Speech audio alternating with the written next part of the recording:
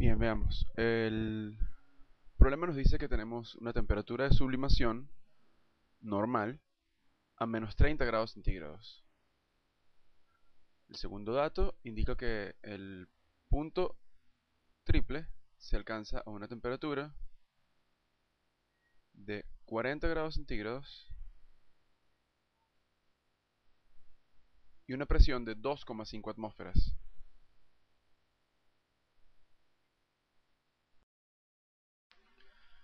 El punto crítico se alcanza a una temperatura de 130 grados centígrados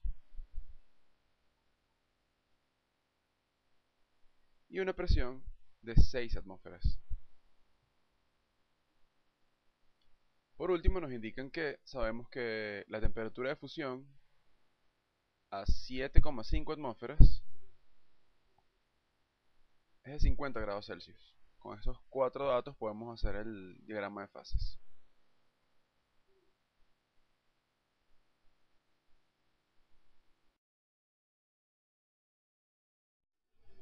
Bien, vamos a bajar esto un poco. Y bien, ahora el asunto aquí sería encontrar la escala correcta. Vean que la temperatura más alta es 130 grados centígrados y si contamos el número de rayitas que tenemos, pareciera que lo más sensato es hacerlo de 20 en 20. Entonces vamos a hacerlo así, de 20, no de 10. 20, 40, 60, 80 y así sucesivamente.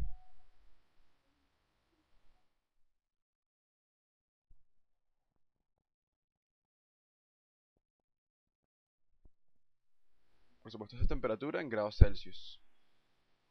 Del lado contrario vamos a hacer lo mismo, también de 20 en 20, menos 40, menos 60. Bueno, hasta ahí lo dejamos. En el eje Y estarían las presiones en atmósferas. Y bueno, si contamos y vemos que la presión más alta es 7,5, lo más simple es hacerla de 1 en 1. 1, 2, etcétera, hasta llegar a 8 arriba.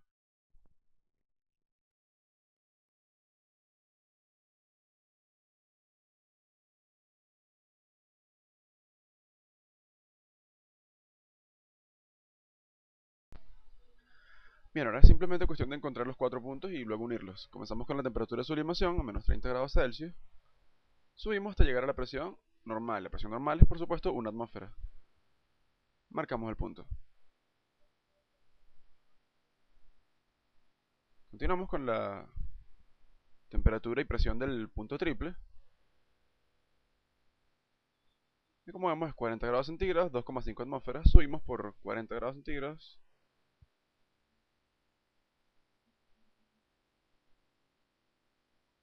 Y no en 2, sino en 2,5. Subimos hasta 2,5 y marcamos también el punto.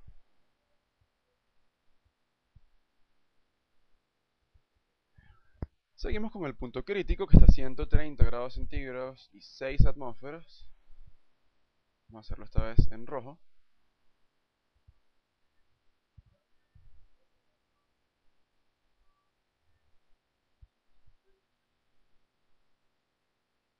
Subimos por 130 hasta llegar aproximadamente a 6.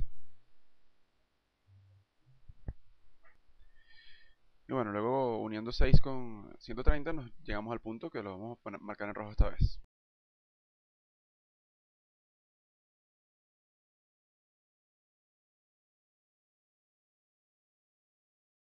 Por último tenemos la temperatura de fusión que la vamos a marcar en amarillo a 7,5 atmósferas. Subimos desde 50 grados Celsius, pasamos la línea de 6 y continuamos hasta 7,5.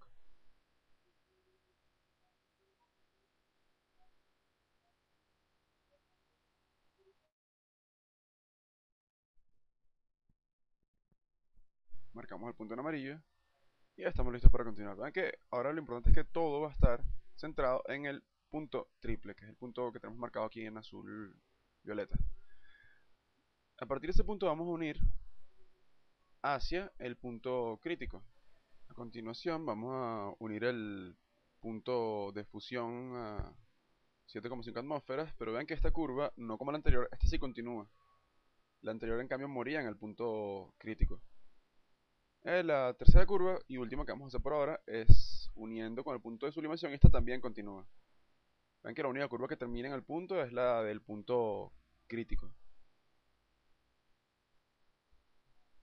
Bien, y con esto ya el diagrama de fase está completo. A continuación, el problema nos pide averiguar qué ocurre desde A, que es un punto que está a unos 10 grados centígrados con 4 atmósferas de presión, hasta un segundo punto B. Vean que esto no tiene nada que ver con el diagrama de fase original, digamos. El diagrama de fase no necesita esto para ser construido, ya el diagrama de fase está listo. Entonces, bueno, marcamos los dos puntos en la gráfica.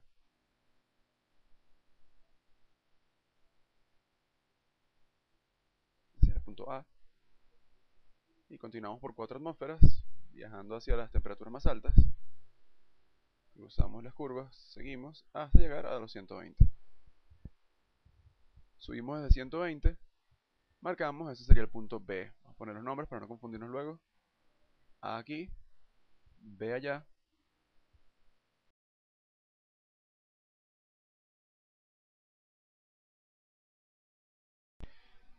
Bien, en realidad nos interesa saber qué ocurre desde A hasta un primer punto que sería el cruce con la curva de fusión. Ese punto vamos a marcarlo y lo vamos a llamar X. Luego nos interesa saber qué pasa en el propio punto de X. Más adelante qué ocurre desde X hasta llegar a la segunda curva, que sería la curva de ebullición. Ese punto lo vamos a llamar Y. Después nos interesa saber qué pasa en el propio punto Y, en el mismo punto Y, y luego entre Y y B. Vamos a simplificar un poco la vista.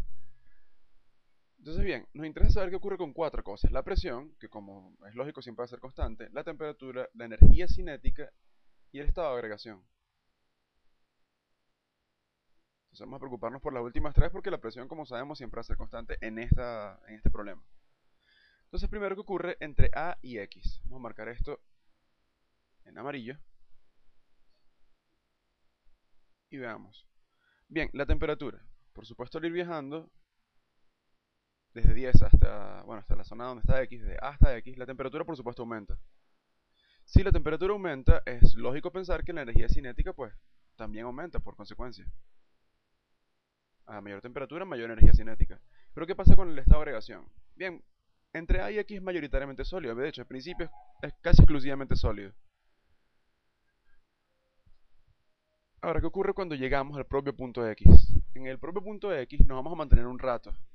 Ahí por supuesto la temperatura no va a cambiar, se va a mantener constante en ese valor que estaría un poco alrededor de 40 y tantos grados centígrados. Sin embargo, a pesar de que la temperatura se mantiene, la energía cinética aumenta. ¿Por qué aumenta? Bueno, porque la fase está cambiando de sólido a líquido. Y esa energía cinética se usa en justamente romper los enlaces del sólido, pasando a una fase un poco más movida que son los líquidos. A continuación vamos a ver qué ocurre al viajar desde X hasta Y. Vamos a borrar esto, hacerlo de nuevo. Desde X hasta Y. Entonces, marcamos aquí en verde. Y tenemos que, por supuesto, la presión sigue estando constante, pero la temperatura, por supuesto, aumenta. Como vemos en el viaje de X allá, la temperatura va a aumentar, lo cual implica que, naturalmente, la energía cinética también aumenta.